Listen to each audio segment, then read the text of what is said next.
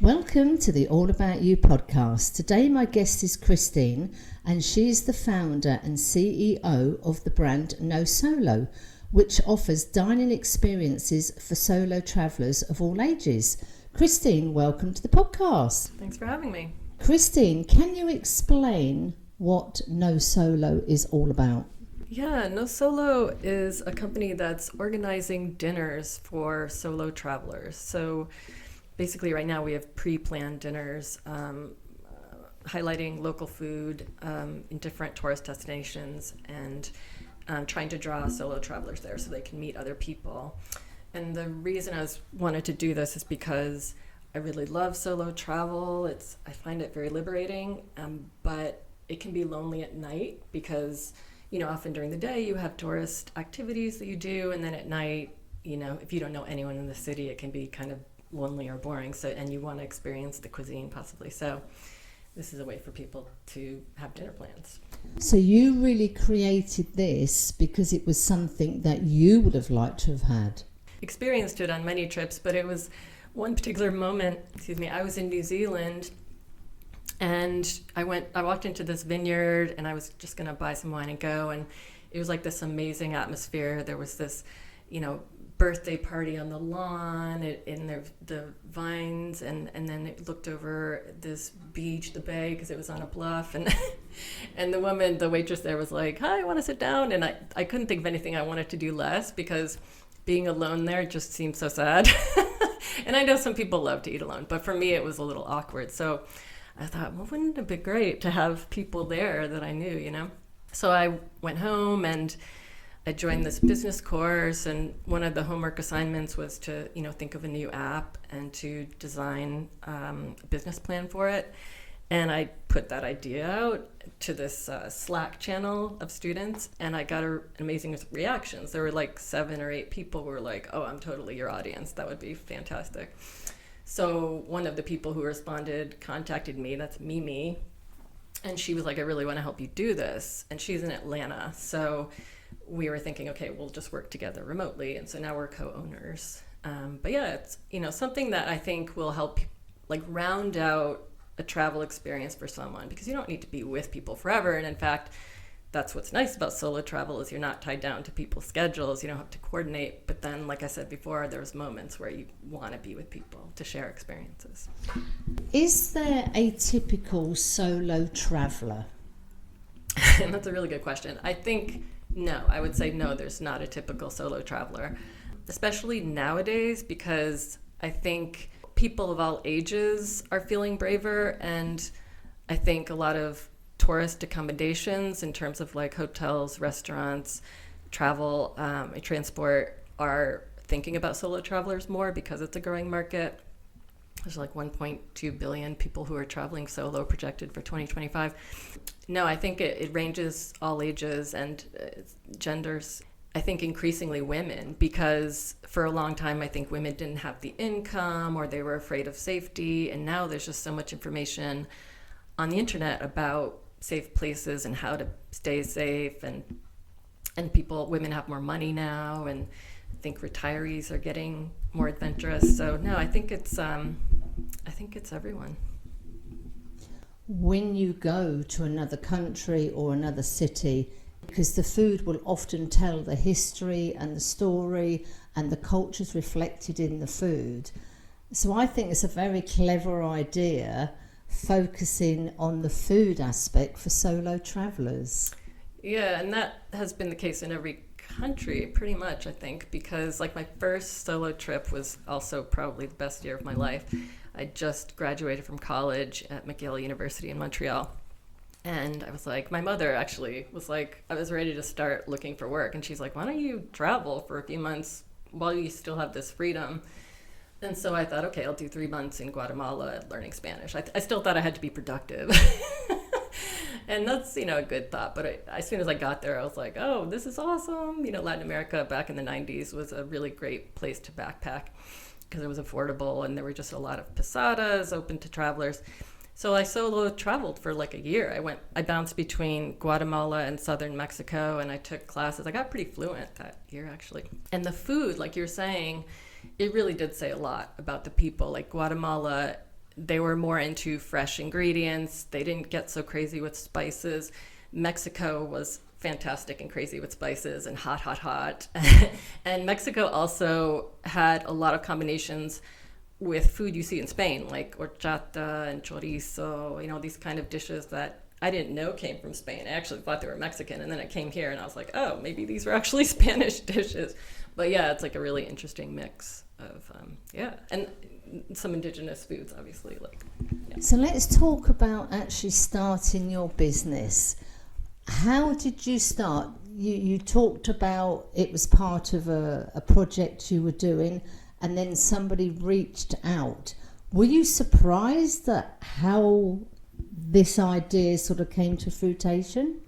Yeah, I never actually expected to do it, to be honest, because one, I didn't know how interested people would be, and two, it's so daunting, right? The task starting your own business. I was, of course, a freelance writer for many years, so I technically had my own business, but it didn't really feel like it. I was just taking assignments people gave me. This would be a whole different endeavor. You'd be thinking strategically about, have this business plan and this wider vision and, partnerships, and just there was so much involved in your own business like this that I'd never had to think about. Just even like the technology, like how are users going to experience this from, website or Instagram to the seat at the table, just everything. So it was very exciting. It still is exciting and much more interesting to me than writing an article, which is what I was doing before. I was writing about clinical research, and I was getting bored with it. So this is fantastic. So you have created this company with your partner, Mimi. So she's currently in the US, you're currently in Valencia, but you're working together on the same project. Yeah, and we have a couple of contractors. It's been pretty, I would much rather have her in the same city as me, and I think she would feel the same way, but yeah, we just can't. And it is kind of fitting that we're both remote because it is like this global idea, right? I feel like I've been pretty much 80% of it, to be honest, because she's got part-time jobs and a kid she's helping to raise. So she hasn't been able to be fully invested in it. She's like, whenever I ask her to do something, she does it, and she has amazing feedback and good ideas. But yeah, I feel like 80% of it I'm doing it.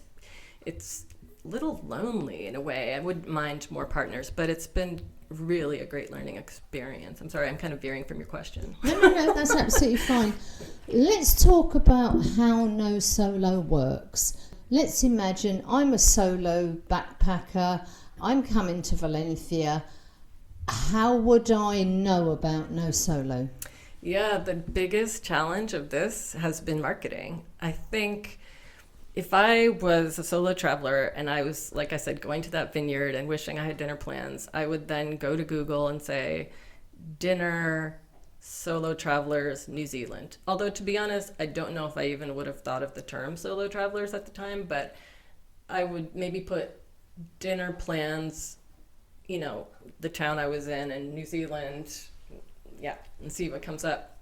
That's actually a problem right now for us because we have to get on the Google business profile, and I can only do that when I go back home. It's a kind of complicated thing, but that would raise our SEO. That would make it a little easier for people to find us. But right now, I think that's one way, Googling. Another way is Instagram, Facebook. Travel groups on Facebook are particularly helpful. Meetup hasn't been great. I mean, we have 77 members in our Meetup group, but I don't think they're exactly the people we're looking for. They're more settled. They're like digital nomads and expats, and they're not like passing through Valencia. They're actually here, and they want community. They don't really want a sort of one-time dinner with people they never see again. So it's like people have different needs, and we might have to cater to all these people, which is also difficult because you have different marketing tactics for each of these audiences. I would, in theory, if I'm coming to Valencia, I would put in dinner plans, Valencia, solo travelers, and then what would pop up? Yeah. I mean, you're saying you've got to put something on Google. Is it available on Google? If I put that in, NoSolo would come up. Yeah, the Instagram actually comes up. The website doesn't as early. It did the last time I used it, so it's getting better, but I still think it's too low. The NoSolo apparel company actually comes up first because they've been around for years. So we still have to move up in that way.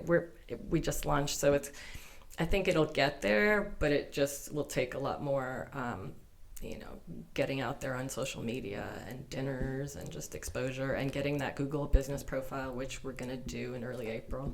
Once I do find NoSolo, what would happen? Do I have a calendar? Do I have a list of restaurants? Do I get in contact with you? What would happen? Well, currently, because we're just starting out, we have pre-planned dinners. So you would go to, either you find us on the website and you go to the dinners page and just click the booking button that takes you to Stripe, where you can make the transaction, and the website has all the information about the restaurant, location, time, all that. Or you get it on Instagram, and you can click the link in the bio that takes you to the website, or the Facebook takes you to Stripe.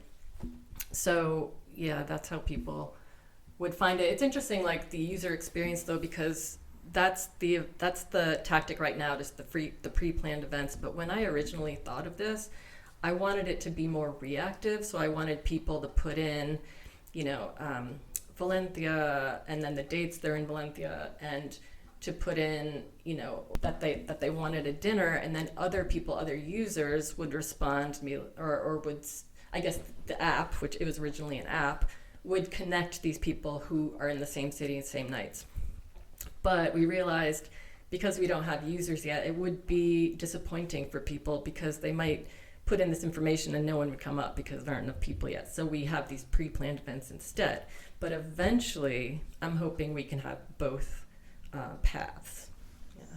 So you are partnering with restaurants at the moment in Valencia, so you're networking with local restaurants.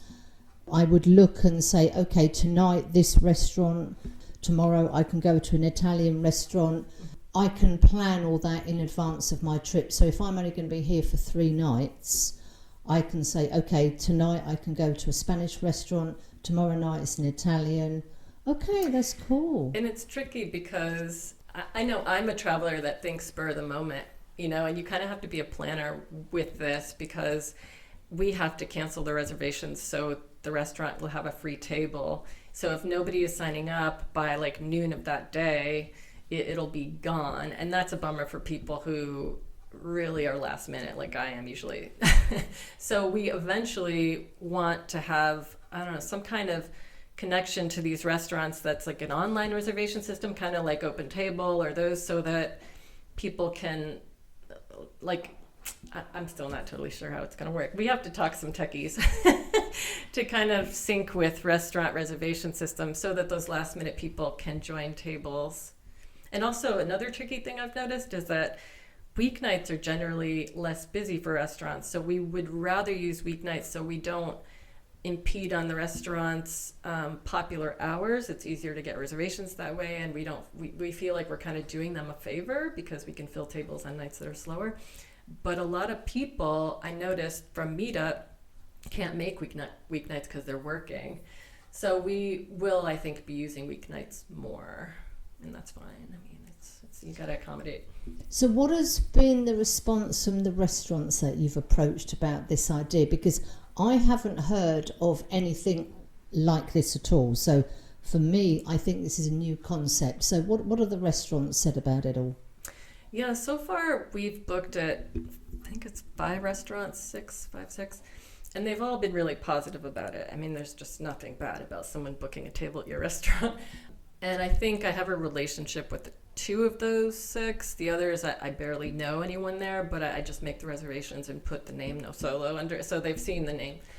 But yeah, I think it would be good to have partnerships, like more and deeper partnerships with people, because it might be that these restaurants want to save a table for us. Like maybe they're so new that they're really excited about us going there. So far the restaurants we've had aren't super new, but it would be good to perhaps try and find new restaurants who would want to work with us as partners. I would go on to the website, I would book my restaurant and my place at the table, and then we all just meet at the restaurant. Mm-hmm. Yeah, and it's funny because you're entering me right in the beginning. So, like, things are still forming. I know it's confusing.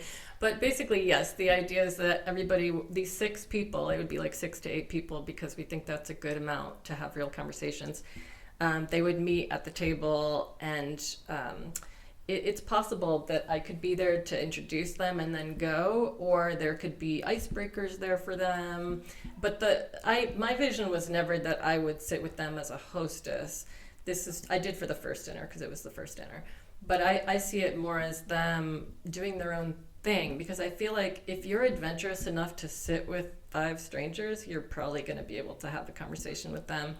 And the icebreakers we give people could ease any awkwardness. And we're also not going to have just 2 people because that could be uncomfortable. It's got to be at least 3, if not more, I feel like. I think it's really, I prefer that. I have talked to some people, though, who think there should be a host there. We originally had the idea of a local host sitting with them and paying that person, and they would sort of guide discussion and tell people about the city. They'd have more in-depth information. And I really liked the idea of locals being there, but it wasn't affordable because, they're like, in Valencia, they're about 15 euros an hour. So, like, that's plus food. We would pay for their food. So it ends up taking away any profit. So, yeah, we're not totally clear yet how to do that. It would be great if locals came on their own volition, and if they wanted to meet people from, abroad, that would be great. Getting them is also a challenge too, though, how to find those people. And they usually have their social networks. They don't really need to meet people as much as strangers. So, yeah. And actually, when we surveyed people who came to that first dinner, they didn't think her presence there was really that important to the experience, which I found interesting. And it's hard to say why. Like, is it because she in particular didn't click with them? She's a very nice person. Or is it just in that experience they don't feel like they need that? There was one person there who'd been living there 6 years, so he had a lot of information about the city. So that could be why. And of course, I had a lot of information about Valencia. But yeah, it's been interesting to know, like, who's going to come and, what are their motives, and, yeah, it's fascinating. I mean, I guess because every group of people is going to be completely different. You're not generally going to see those people again unless you decide, okay, let's meet for coffee again tomorrow or something like that, and they build that relationship for the time they're in that city. Yeah. You were talking about you've got icebreakers. Is that like icebreaker questions? Yeah, like we just we didn't actually need it for the first dinner because the conversation was just flowing so easily, but I have cards there, and also it could be on the phone, like we could email them or WhatsApp them questions, just so if anything seems like if they want to play a game, or if they just want specific things to talk about, they can. I have a feeling not many people will need them, but just in case, You are very much in the early stages of building this business, which is just so exciting. Totally different to what you did before when you were doing your writing career. What has been some of the challenges of creating this business that you didn't expect? Oh my God, where do I start? So, yeah, I think the biggest one has been marketing, because not only is it a very diverse pool of people, you've got people passing through town, you've got people living there for a long time, you've got nomads, you've got possibly locals. So, yeah, knowing how to reach them is a challenge. And, another challenge with marketing is the cost. Like, you could hire a marketing strategist, but they're expensive. And then even if you don't hire anyone, you still have to pay for ad space in a lot of these places, and they can be pricey. I mean, of course, there's social media, which is free, but it's always good to boost those ads. And sometimes you have to, solo travelers will be looking at other sources like Lonely Planet or Frommer's or Nomad Gossip. There's like all these other venues that people that they come upon in their journey. And so buying ad space is actually really expensive. I think Lonely Planet, their minimum is $25,000. Of course, there's other ways around that. Like, they sometimes will organize an event with you, and that's cheaper. But it can be pretty daunting, like the prices they have. So, yeah, right now we're doing a lot of grassroots marketing, but I think if we could amp it up, that'd be great. Yeah. And also the challenge too of, like, we want it to be global. So how do you enter these different cities? They all have different cultures and different, like, the solo travelers in Buenos Aires maybe different from the ones in Valencia, and like, how do you reach them? And that's always going to be a learning process too. And also keeping up the cities you've been to, like Boston and Atlanta and Valencia. These are cities we've had dinners in, and we want to keep them going. How do you do that? Like, I'm the one sort of 80% of it, and it does feel better when you're actually in the city, but that's not feasible. Anyway, it's been it's a challenge, but it's a fun challenge. So I guess marketing is like the number one issue. Oh, and also personal branding, like we were talking about this. So I was talking to someone, she's the editor of Nomad Gossip. She's really great. And she, as soon as I got on the phone with her, we were talking about ad space. And she was like, you know, the one thing I noticed about your brand is that there's no personality there. And she wasn't saying it to be insulting. She was actually really sympathetic and understood. And she said the only way we got going was I had to put my story in there. I had to be the face of the company, because people, they want to see someone. They want to know it's real and not just a brand, that there's someone behind it. And that's not scary, but kind of awkward for me. I'm not someone who's out there, you know, and I don't use social media very often. And you really have to. You have to post at least 2 or 3 times a week, and you have to have your face there. And I think it's really true. I've talked to other people with brands who believe that too. And I know when I'm looking at brands, I always like to see the people behind the scene too. So yeah, that's something I really have to start doing. You get out of your shell, you know, you have to get into out of your safe space. Take you out of your comfort zone. Exactly. At the moment, you're running these NoSolo events in Valencia. Do you have like a plan for other cities or other countries? Yeah, we have a list of about 10 cities where solo travelers go often. This is according to data that we found with like Kayak and OpenTable and Booking.com, these companies that notice solo booking. So the next city I'm going to is Buenos Aires. I'm going to go in mid-April, and I'll probably be there for 2 months, just kind of pushing this, seeing if it goes anywhere and how it would work there. And I feel like it might be that I only figure it out at the end of my time there, because I'm only just figuring out how to do it in Valencia. It takes a while, you know, just seeing what doesn't work, and then you kind of figure out what does work. So yeah, I'll be there next. And my partner, she was working with Lisbon, trying to do that remotely, which was a challenge. I think remote's going to be hard. She hired a local guide to sit with people, but it just was hard because she never met him in person. You know, it's just a little strange. So she's, I think, going to keep working with Lisbon, and maybe, I'm not sure, she wants to travel in Asia, so that might happen too. We can't take too many cities. I think we have to really build brand presence in a few first, maybe 5. So yeah, next is Buenos Aires for me, and after that, I'm still debating. But yeah, Valencia is kind of interesting because I really want to be here. I want to live here, but this job just necessarily takes me out of Valencia, and that's fine. I'm still young enough that I can do that. It's just I'm sort of missing out on community, you know, when I go. So, I mean, this is interesting, isn't it, that you are going to be going to another country to set this up.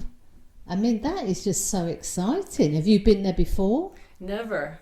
And I'm glad it was on the list, because it was on my list too. I'm glad it was on the list of solo travel cities. I definitely am excited about it. And I'm glad that it's Spanish speaking. It'll help me keep that going too. And you talked about using a local guide at some dinners and maybe not at others. How are you finding your local guides? Do you just put the word out on the street that you're looking for someone, or? Yeah, I'm friends here in Valencia. I'm friends with a paella chef. He's a professional chef, and he gives paella classes, Jordi Botella, yeah. And he got me in touch with a couple of guides here. So that was from a friend. The Lisbon guide we hired, I think she found him through a tour guide directory. Like they're out there on the web, and they have their own Instagram profiles, and they're freelancing usually. So people who professionally know how to talk to tourists and the kind of things tourists want to know, those are the perfect people for this. They're often pretty pricey though, obviously, because they, you know, it's their living. So it's again like the financial issue. But yeah, it is nice to have that local presence. I think tourists appreciate it. I mean, that definitely sounds like a fun activity to be a local host in this type of activity. Yeah. We talked about some of the challenges for the business. What about you? How have you grown? How have you navigated this? When did the original idea start? Let's look at the time scale. So when did you sort of go, I think I might pursue this? When was that? That was in August, like late August, when I put that posting out. And I have to admit, that was also August last year. August last year. Okay.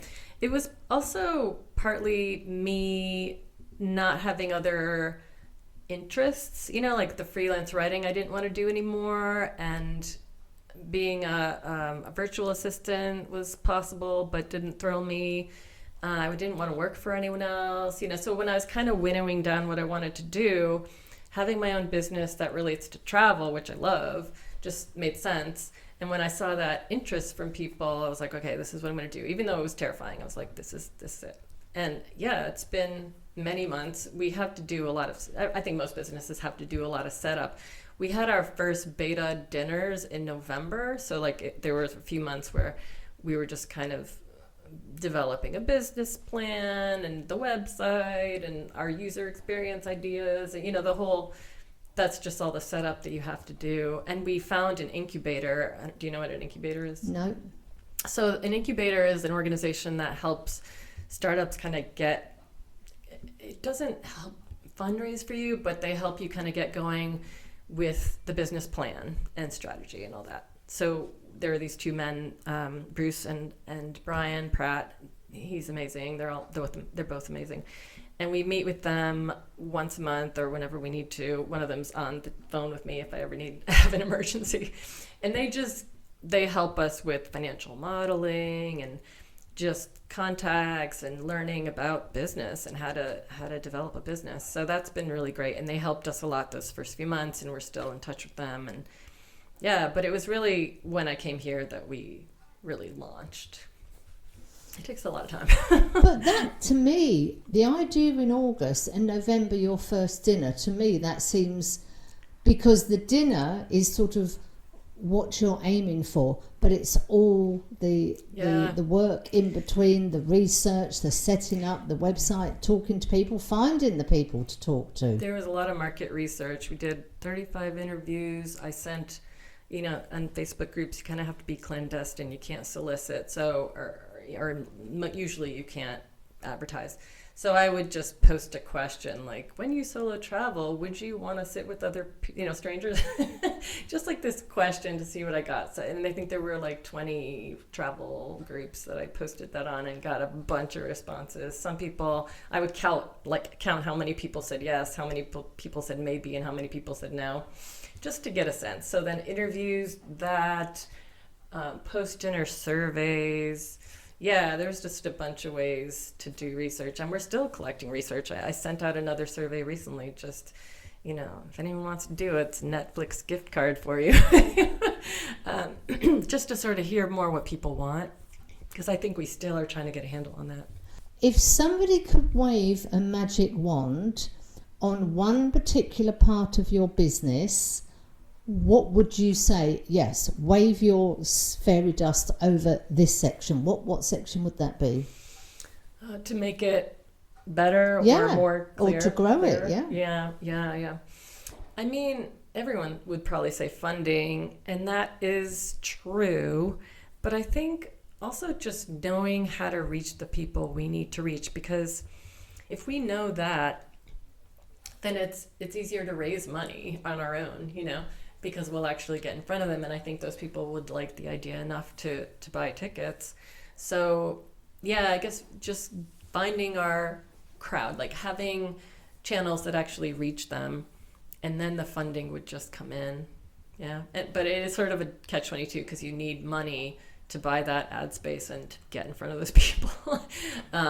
Another way possibly to do it, though, is me just going to conferences or to events where travelers go, talking to tour groups, even though when you're in a tour group, you don't really need this because you're with people. But those tour groups might know of other places because they're working with solo travelers. Anyway, I'm still developing the partnerships to get this going and networking. But yeah, I would say the marketing, getting in front of these people, is where I would put the fairy dust. Talking to a lot of people, a lot of older people are sort of going in the direction of Facebook. Younger people are more confident in using apps and their phone for everything. Mm-hmm. And I guess a solo traveller could be anything from a 19-year-old just left university or college, going to travel for a year, to people that are on honeymoon. And then you've got older people who maybe are doing the trip of a lifetime and, spending 6 months going around South America. I guess you've got all these different groups, and we've only touched on a very small demographic here, and they're all looking in different places for different information. Yeah, and the different motivations. And so I can understand why the fairy dust needs to go on. Okay, how do I find all these different groups of people, and where are they going to find out their information? And it's tempting to just pick one, but when I talk to mentors, they're like, you really have to widen it, because that's just, you're not getting enough people. And I think that's true. It's just, I think that's true. I think the message gets a little muddied, though, when it's people with so many different motivations and demographics, My preference would be to just focus on middle-aged women, to be honest, because that's what I am. But then I'm working with someone who's a millennial. And when you look at the stats, it's mostly millennials. So we can't really ignore millennials at all. And they're great. I wouldn't want to really, but it just feels easier to me to focus on one group. It's a little bit harder, I think, to make any kind of a profit that way. So you are still in the very, very early stages. This was an idea in August, and we're sitting here in the end of March talking about this. Where do you see NoSolo in a year's time? So sort of March 2026? If I haven't thrown my hands up. And I'm sure anybody starting a business or coming up with an idea have thought exactly the same. Yeah. No, I'm hoping that we've established NoSolo in, I would say, 5 cities and build brand presence there, so that in a year people are aware of us and that we've figured out how to reach them. I don't see us making a profit in a year. I think it'll take a few years, maybe 2 or 3 for that. But after a year, I'm hoping we have sort of figured out the formula, just know exactly how to reach those people. And then maybe have financial support to do that, right? Because the marketing, like I said, is expensive. One thing I was going to say before we finish is the beauty of this podcast. I have got no idea whose ears it ends up in. What would you say to those people? What is your elevator pitch about NoSolo? Go for it. I would say if you could sign up on the website, because then we can send out news about where we're going to be, and you'll see on the website where we are. And you can also send in an email. If you live in a city where we're not, you can send in an email saying you think it'd be a great city for it.